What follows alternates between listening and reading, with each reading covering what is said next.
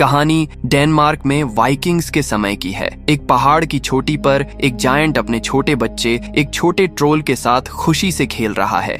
अचानक डेनमार्क के एक कबीले का मुखिया अपने आदमियों के साथ घोड़े पर आता है और जायंट को मारने का प्लान बनाता है, लेकिन इससे पहले कि वे उस तक पहुंच पाते, जायंट उन्हें दूर से देख लेता है। अपने बच्चे को बचाने के लिए वह जल्दी से उसे उठाता है और पहाड़ के दूसरी तरफ भाग जाता है, लेकिन मुखिया और उसके आदमियों ने उसे घेर लिया। जायंट अपने बच्चे को पहाड़ की ढलान पर छिपा देता है और फिर आदमियों से लड़ने के बजाय उन्हें डराने की कोशिश करता है, इस उम्मीद में कि वे वापस आ जाएंगे। लेकिन आदमी वहां से नहीं जाते। वे उस पर तीरों, भालों और जलती हुई मशालों से हमला करते हैं। जायंट अपना बैलेंस खो देता है और पहाड़ से गिरकर तुरंत मर जाता है। अपनी छिपने की जगह से छोटा ट्रोल चुपचाप सब कुछ देखता है। फिर चीफ पहाड़ के किनारे जाता है और अपना मास्क हटाता है। जब वह नीचे देखता है तो उसे छोटा ट्रोल दिखाई देता है। एक पल के लिए वह बच्चे को भी मारने के बारे में सोचता है, लेकिन क्योंकि वह सिर्फ एक बच्चा है, इसलिए वह उसे जिंदा छोड़ने का फैसला करता है। अपने आदमियों को बताए बिना वह वापस मुड़ता है और चला जाता है। फिर छोटा ट्रोल पहाड़ से नीचे उतरता है। समुद्र के पास उसे अपने पिता की बेजान बॉडी मिलती है। वह बॉडी को कौवों और गिद्धों से दूर खींचने की कोशिश करता है, लेकिन वह उसके लिए बहुत भारी होती है। आखिर में वह तलवार से बॉडी के टुकड़े करता है और उन्हें एक गुफा में ले जाता है। वहाँ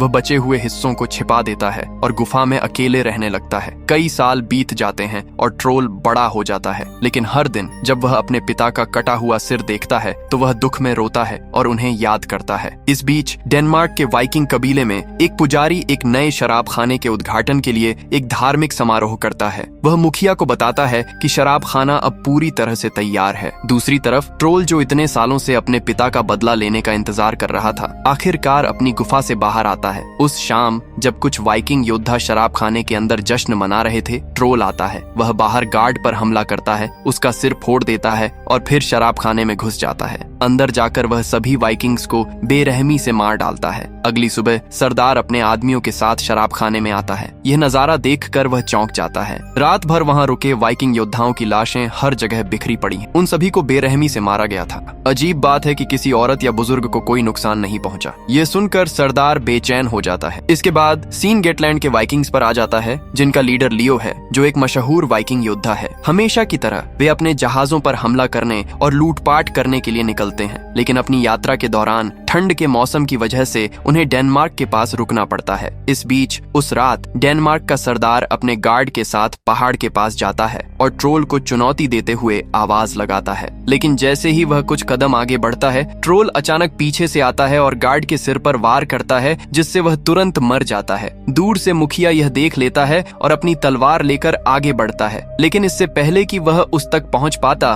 ट्रोल भाग जाता है। फिर मुखिया को समझ नहीं आता कि ट्रोल उससे सीधे क्यों नहीं लड़ता और हर बार भागने से पहले सिर्फ उसके गार्ड्स को ही क्यों मारता है। अगली सुबह पूरा कबीला हत्या की जगह पर इकट्ठा होता है। मुखिया की पत्नी उससे कहती है, हमारे कई वाइकिंग आदमी मारे गए हैं, अब उनकी विधवाओं का क्या होगा? अगर ऐसा ही चलता रहा तो जल्द ही गांव में सिर्फ विधवाएं ही बचेंगी। मुखिया के पास कोई जवाब और कोई हल नहीं होता। शर्म के मारे वह चुप रहता है। बाद में उसकी पत्नी लीना के पास जाती है, जो गांव के बाहर पहाड़ पर अकेली रहती है। वह उससे पूछती है, तुम मौत को आने से पहले देख सकती हो? बताओ, क्या मेरे पति भी ऐसे ही मरेंगे? लीना जवाब देती है, तुम सबने मुझे भ्रष्ट कहकर समाज से निकाल दिया और अब तुम मेरे पास मदद मांगने आए हो। मुखिया की पत्नी कहती है, तुम्हारे साथ जो हुआ उसमें मेरी कोई गलती नहीं थी। लीना ने जवाब दिया, अब कोई फर्क नहीं पड़ता। जहाँ तक तुम्हारे पति की बात है, वह ट्रोल के हाथों नहीं मरेगा। यह सुनकर मुखिया की पत्नी चुपचाप घर लौट जाती है। इस बीच लियो के नेतृत्व में गेटलैंड के वाइकिंग्स अपने जहाज के साथ आगे बढ़ते हैं और उस बस्ती के पास उतरते हैं जहाँ डेनमार्क का कबीला रहता है। जब एक डेनिश घुड़सवार सैनिक उन्हें देखता है तो वह चेतावनी देता है, ये जमीन भी वाइकिंग की है, अगर तुम यहाँ छापा मारने आए हो तो तुरंत चले जाओ। लियो जवाब देता है, मैं लियो हूँ, मशहूर वाइकिंग योद्धा।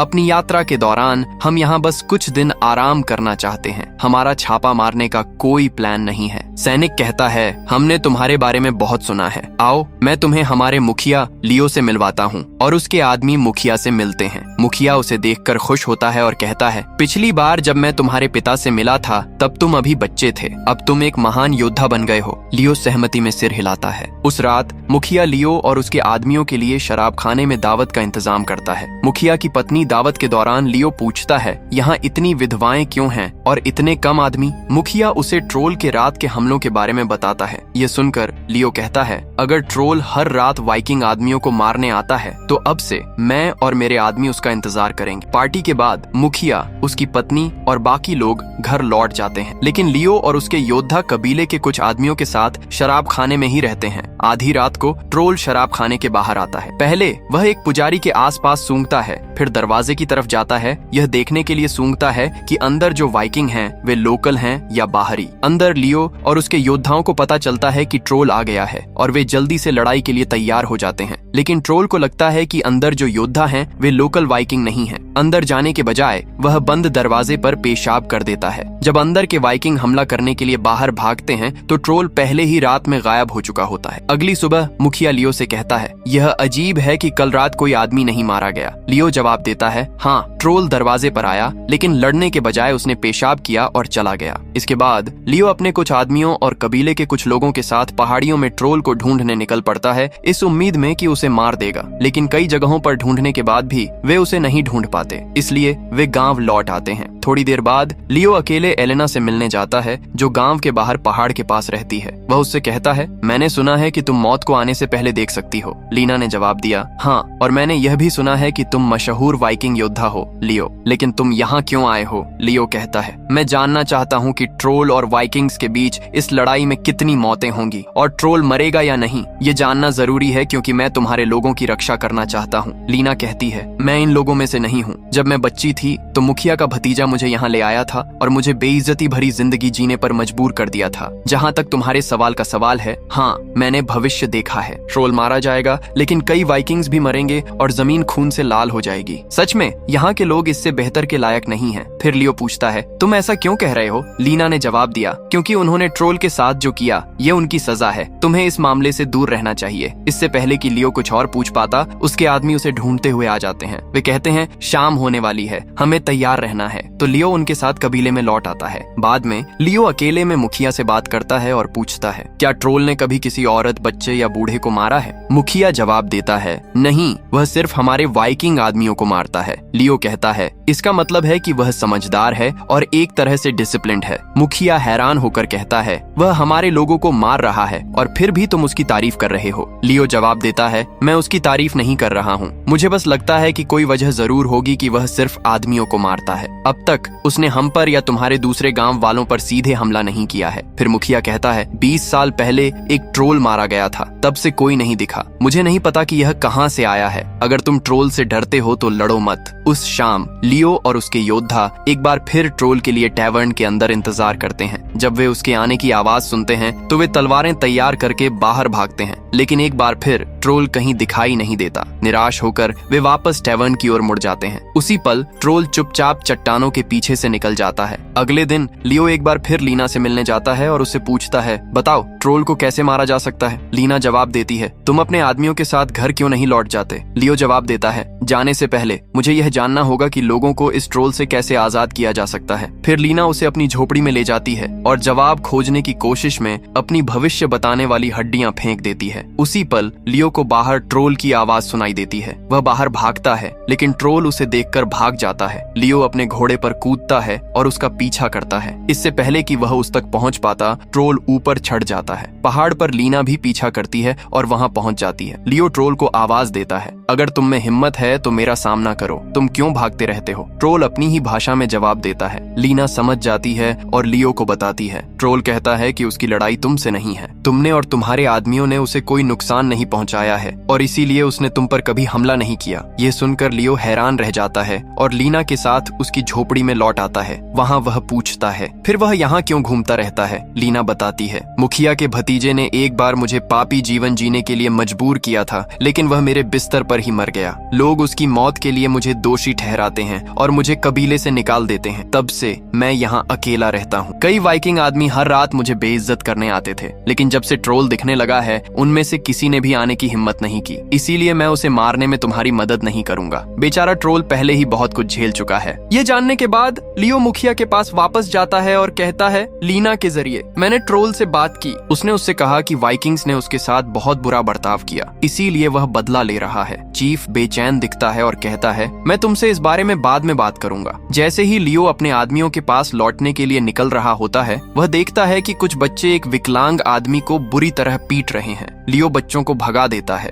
फिर वह आदमी उससे कहता है, मेरे पिता ने ट्रोल के पिता के खिलाफ लड़ाई लड़ी, इसीलिए ट्रोल ने मेरे परिवार के सभी आदमियों को मार डाला। मुझे पता है कि ट्रोल कहाँ रहता है, तुम और तुम्हारे योद्धा वहाँ जाकर उसे मार सकते हैं। यह सुनकर लियो और उसके योद्धा नाव से उस पहाड़ की ओर निकल पड़ते हैं जहाँ ट्रोल की गुफा है। विकलांग आदमी उन्हें रास्ता दिखाता है। वे किनारे के पास उतरते हैं और पहाड़ पर तब तक चढ़ते हैं तक उन्हें गुफा का एकमात्र रास्ता नहीं मिल जाता। एक वाइकिंग नीचे उतरने की कोशिश करता है, लेकिन उसका पैर फिसल जाता है। बाकी लोग उसे जल्दी से ऊपर खींच लेते हैं। उसके बाद उनमें से किसी की भी अंदर जाने की हिम्मत नहीं होती। इसके बजाय वे गुफा के दरवाजे के पास पेशाब करते हैं और अपनी नाव पर लौटने लगते हैं। लेकिन अचानक पानी के नीचे से छिपा हुआ ट्रोल उस वाइकिंग पर झपटता है जिसने उसकी गुफा के पास पेशाब किया था। उसे मारने की कोशिश करता है, लेकिन उसके साथ ही तेजी से हमला करते हैं, जिससे ट्रोल को पानी के नीचे वापस जाना पड़ता है। वाइकिंग की जान बच जाती है। इसके बाद ग्रुप वापस शराब खाने में जाता है और पूरी रात ट्रोल का इंतजार करता है, लेकिन इस बार ट्रोल अंदर जाने की हिम्मत नहीं करता। अगली सुबह लियो बाहर निकलता है और देखता है कि ट्रोल ने उस अपाहिज सैनिक को मार डाला है जिसने उन्हें गुफा का रास्ता दिखाया था। हैरान होकर लियो और वाइकिंग्स ट्रोल की गुफा में वापस जाने का फैसला करते हैं, लेकिन इस बार वे गुफा के एंट्रेंस तक पहुंचने के लिए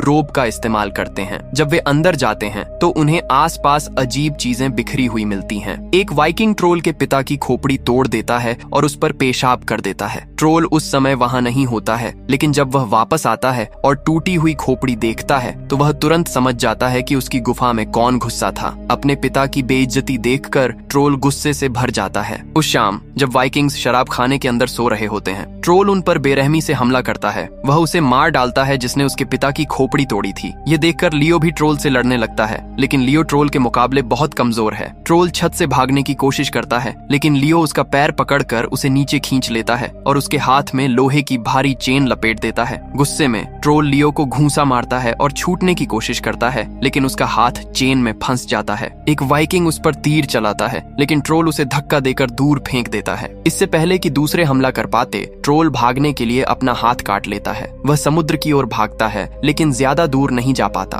वह किनारे पर गिरकर मर जाता है। अचानक कोई अनदेखी ताकत उसकी बॉडी को समुद्र में खींच लेती है। अगले दिन वाइकिंग अपने मरे हुए साथियों के लिए दुख मनाते हैं और उनकी बॉडी जला देते हैं। लियो चीफ की ओर मुड़कर कहता है, तुमने मुझे सिर्फ आधा सच बताया था। अब जब ट्रोल मर गया है तो कम से कम मुझे सब कुछ तो बताओ। चीफ मानता है कि उन्होंने एक बार ट्रोल के पिता को बिना वजह मार दिया था और अब वे सब उसकी कीमत चुका रहे हैं। लियो जवाब देता है, तुम्हारी सोच की वजह से एक बेगुनाह मारा गया, लेकिन यह ट्रोल तुम्हारी तरह नहीं था। उसने कभी बेगुनाहों को नुकसान नहीं पहुंचाया। ये सुनकर मुखिया को शर्म आती है। उस रात वाइकिंग्स ट्रोल का कटा हुआ हाथ शराब खाने में लटका देते हैं और जश्न मनाते हैं, ये मानकर कि ट्रोल आखिरकार मर गया है। इसके बाद उनमें से ज्यादातर अपने घर लौट जाते हैं। लियो लीना से मिलने जाता है। वह उससे कहती है, जैसा मैंने कहा ट्रोल चला गया है, लेकिन तुम्हें अभी और जख्म सहने हैं। फिर वह अपना अतीत बताती है। सालों पहले ट्रोल उसके पास आया था। वह एक बार उसके साथ था, लेकिन उसके बाद उसने उसे फिर कभी नहीं छुआ। अजीब बात है, वाइकिंग्स ने उसे परेशान करना बंद कर दिया। वह यह भी कहती है, देखो वह बुरा नहीं था, उसने तो बस अपने बचपन का दर्द उठाया था। बात करते करते लीना और लियो करीब आते हैं और एक दूसरे की बाहों में चले जाते हैं। आधी रात को ट्रोल की माँ गांव में घुस आती है। रास्ते में वह एक पादरी को मार देती है। फिर वह शराब खाने में घुसती है और अंदर सभी वाइकिंग्स को मार डालती है। वह अपने बेटे का कटा हुआ हाथ अपने साथ ले जाती है। अगली सुबह एक छोटा लड़का चुपके से लीना के पास आता है। वह उसे चुप रहने के लिए कहती है, फिर चुपचाप उसके साथ चली जाती है। इस बीच वाइकिंग्स को लगता है कि ट्रोल अभी भी जिंदा है और नई हत्याओं के लिए जिम्मेदार है। वे उसका शिकार करने जाते हैं। समुद्र किनारे उन्हें एक और साथी का कटा हुआ सिर मिलता है। लियो का शक और पक्का हो जाता है, ट्रोल शायद अभी भी जिंदा हो। वह अकेले पानी में गोता लगाते हुए गुफा में भागता है। अंदर उसे ट्रोल की बॉडी एक चट्टान पर पड़ी मिलती है, लेकिन जैसे ही वह पास जाता है, ट्रोल की माँ अचानक पीछे से उस पर हमला कर देती है। वह उसका गला घोंट देती है, लेकिन लियो एक पत्थर पकड़कर उसके सिर सिर पर मार देता है। फिर वह एक तलवार पकड़ता है और उसे मार डालता है। उसी समय छोटा लड़का हाथ में तलवार लेकर आता है। उसे देखकर लियो को सच्चाई का पता चलता है। ये लड़का कोई और नहीं बल्कि